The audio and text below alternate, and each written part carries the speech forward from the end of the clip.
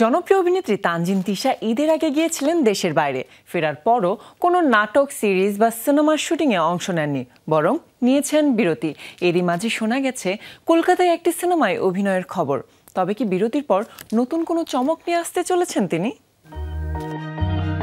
বলিউড অভিনেতা সালমান জোশীর বিপরীতে ভালোবাসার মৌসুম নামে একটি সিনেমায় অভিনয় করছেন তানজিন তিশা, এমন খবর প্রকাশ পায় সম্প্রতি। তবে তিশা শুরু থেকেই সিনেমাটি নিয়ে একেবারে নীরব। এখনও এটি নিয়ে স্পষ্ট কিছু বলতে নারাজ অভিনেত্রী।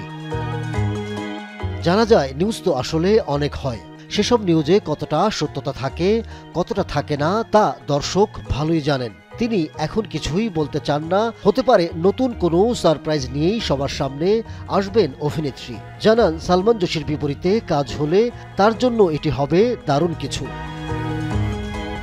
সিনেমা প্রতিটি শিল্পীরই প্রিয় মাধ্যম।